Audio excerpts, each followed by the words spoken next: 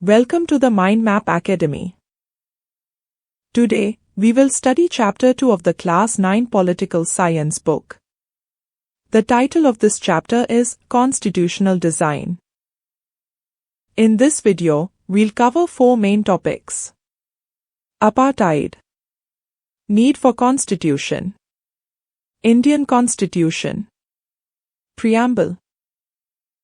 Think of this video as a journey to understand why constitutions are important and how they shape countries. Now, we will cover the first topic of Chapter 2. In this topic, first, we will understand apartheid-like segregation with the example of school. Then, we will see the practice of apartheid in detail with the example of South Africa. Let us take an example of imaginary school. In this school, students which are from poor background face discrimination. They are made to sit on the floor in the class. They are not allowed to enter into library. They are punished very harshly even for small mistakes. The ground for discrimination in this school is economic background of students. Rich students enjoy all rights and poor students are discriminated. Imagine that you are the student of this school. What will you do to end this discrimination against poor students? Tell me your response in comments. After understanding the example of school, now we will study our main topic, which is apartheid in South Africa. In South Africa, population was segregated based on skin color and people with black skin were discriminated. This segregation in South Africa based on skin color was called apartheid. The white minority government oppressed non-white population, which was more than 90% of the population. Now, I will show you some real pictures of South Africa so that you can imagine the gravity of the situation. The black people were not allowed to enter into the white population residence area without permission. The warning on the board shows that black people were threatened to be killed if they dared to enter the white areas. The second picture shows that the stairs in public places were different for white and black population. The sea beaches were different. The non-whites were punished if they were found on the beaches reserved for white population. Now, you might have a valid question in mind that how white population, which was less than 10% of the population, was able to control all resources and discriminate against non-white majority population. To answer this question, we have to understand the history of South Africa. European trading companies occupied South Africa in the 17th and 18th centuries. European trading companies came to South Africa for trade.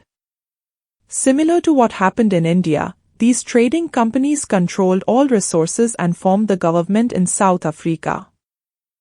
To get the benefits out of South Africa resources, more and more European white people migrated to South Africa. To establish firm control over the country, the government divided the country population into parts, white minority and non-white majority. White minority, which was less than 10% of the population, enjoyed all privileges. They had voting rights and ruled the country. The non-whites were denied voting rights, treated as inferiors, and restricted from living in white areas. This grave injustice and discrimination based on skin color of the population was called apartheid. This racial segregation created a society of inequality and injustice.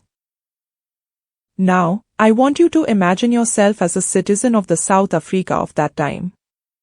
What will you do to get rid of apartheid? Answer is simple: you will protest against this discrimination. But, if you see history of any country, there will be requirement of a great leader like Mahatma Gandhi who can mobilize people against injustice. South Africa also has such a great leader. His name was Nelson Mandela. He was the leader of African National Congress Party. Nelson Mandela was jailed by government for more than 27 years, but his effort led to the end of the apartheid in South Africa. Let us understand the entire freedom struggle journey in detail. Non-whites were in majority in the country and faced the discrimination under the Apartheid. Some black people came forward and started the protest. These protests were led by Nelson Mandela of African National Congress Party. To control the protests, white government sent Nelson Mandela to jail. Increased protests led to changes in government policies and Mandela's release after 28 years in prison. Apartheid government ended on 26 April 1994. Now, to handle the situation after the end of white government, multiracial government was formed. This government had representatives from both whites and non-whites. Steps were taken to form new constitution. Some people wanted that to take revenge and suggested that constitution should put apartheid-like restriction on white population. But visionary leaders like Nelson Mandela wanted to move country towards peace. Hence, the new constitution was made inclusive, which granted rights to all citizens irrespective of race. Whites and no-whites were treated equal. We can conclude that the persistent struggle against apartheid led to the creation of a new democratic South Africa, resulting in a constitution that ensured inclusivity and equality. The entire journey of South Africa for fight against apartheid and formation of new constitution can be divided in 5 parts, which are listed here for your revision.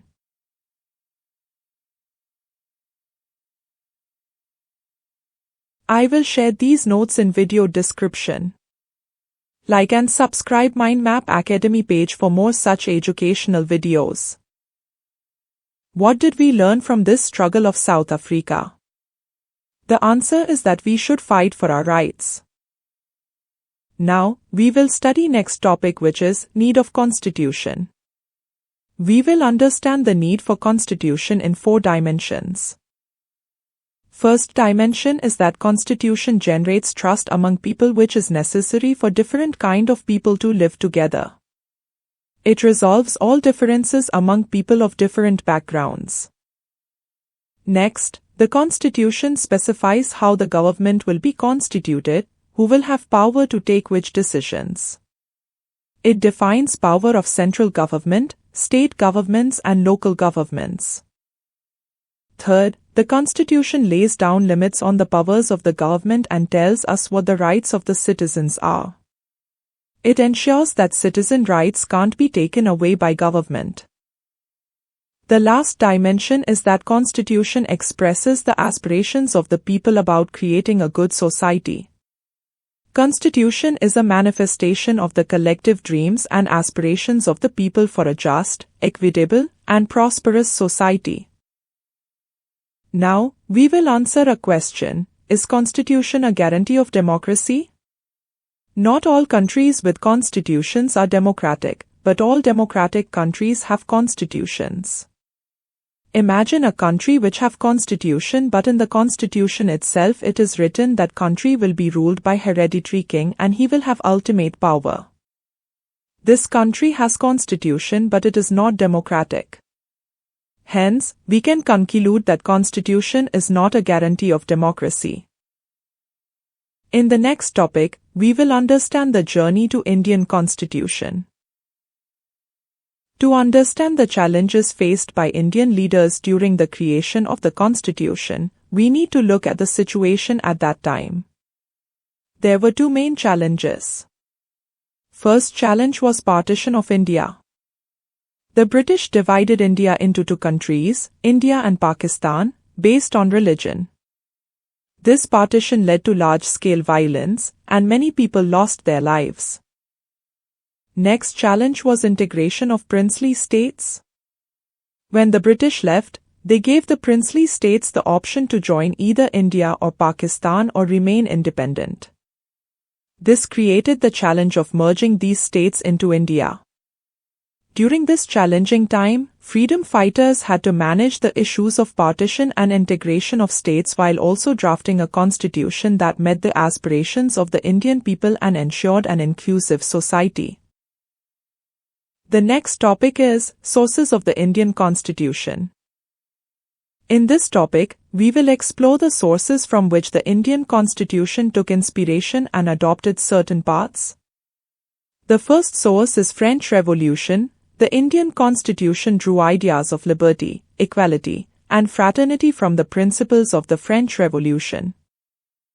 Next one is British Parliament. India adopted the parliamentary system and the rule of law from the British system. Third, Indian Constitution took inspiration from USA Constitution. The USA's Bill of Rights, which provided fundamental rights to the people, inspired similar provisions in the Indian Constitution. Next is Motilal Nehru's draft. Motilal Nehru prepared a draft constitution that included universal adult franchise, the right to freedom and equality, and protection of minority rights. Then there was Karachi session of the Indian National Congress, 1931. This session passed resolutions related to the future constitution, including universal adult franchise and protection of minority rights. Last one is Government of India Act 1935. This act provided many institutional details and procedures that were incorporated into the Indian Constitution. The timeline of these sources is shown here for your revision. Times 18th century, French Revolution, British democracy, and USA Bill of Rights. Times 1928, Motilal Nehru's draft. Times 1931, Karachi session of the Indian National Congress. Times 1935, Government of India Act. Times 1950, Implementation of the Indian Constitution. Now we have a questions how the members of Indian Constitution Assembly were elected. Let us understand this in detail. There were provincial assembly in the states and the members of these assemblies voted and elected members of the Constituent Assembly. Apart from the provinces, they were princely states in India. Some members of Constituent Assembly were nominated by the rulers of these princely states into Constituent Assembly. So the Constituent Assembly was mix of elected members and nominated members. Then in 1946 India was divided into parts, Indian and Pakistan. The Constituent Assembly was also divided into two parts. The Indian members prepared a draft constitution for India. This draft constitution went through discussions and many amendments and the final constitution was prepared. The entire journey of Indian Constituent Assembly is listed here in the timeline for your revision. Now in the last topic of this chapter we will understand the preamble of Indian Constitution. The preamble is like the first page of a book, explaining what the book is about. Similarly, the preamble of the Indian Constitution outlines the core ideas and objectives which Indian Constitution aims to achieve. Now, I will show you the image of Constitution preamble. Please read it carefully. It lists the ideas which Indian Constitution aims to achieve. The important keywords are listed here. We, the people of India. Sovereign. Socialist. Secular. Democratic. Republic. Justice. Liberty. Equality. Fraternity.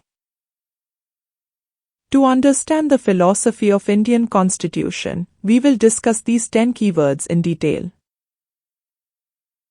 The first keyword of preamble is we, the people of India, which means that the Constitution has been drawn up and enacted by the Indian people through their representatives. It is not handed down to Indian citizens by a king or any outside powers. The second keyword is sovereign, which means people have the supreme right to make decisions on internal as well as external matters of country. No external power can dictate the government of India.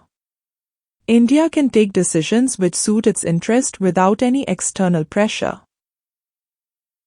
The third important preamble keyword is socialist, which means that Constitution aims that wealth should be shared equally by society. The government should regulate the ownership of land and industry to reduce socio-economic inequalities among citizens. The next preamble keyword is secular, which means that Constitution lays the foundation of a secular country. Citizens have complete freedom to follow any religion. There is no official religion. The government treats all religious beliefs and practices with equal respect. The next preamble keyword is democratic, which means Constitution writes the rules which makes India a democracy. Democracy is a form of government where people enjoy equal political rights, elect their rulers and hold them accountable. The government is run according to some basic rules. It cannot violate citizens' rights. Now, we have next preamble keyword, republic. Republic means the head of the state is an elected person and not a hereditary position like king. In case of India, president is head of the country and he is elected. The next preamble keyword is justice, which means citizens cannot be discriminated against on the grounds of caste, religion and gender. The government should work for the welfare of all citizens, especially the disadvantaged groups. Now, we have next preamble keyword, liberty. There are no unreasonable restrictions on the citizens' thinking, expression of thoughts and actions. They are free to achieve their goals. Now, another important preamble keyword is equality. The Constitution ensures that all are equal before the law. It aims to end the traditional social inequalities. It says that the government should ensure equal opportunity for all citizens. The last keyword is fraternity. All of us should behave as if we are members of the same family. No one should treat a fellow citizen as inferior. Constitution aims to achieve a sense of brotherhood and harmony among Indian citizens. This is what we learnt in this video. Important topics are these. Thank you for watching this video. Tell me in the comments about your feedback. Like and subscribe to MapAcademy to watch more educational videos. You can download the notes of this chapter from the link in the video description. One more video of this chapter will be uploaded soon, covering multiple choice questions from this chapter.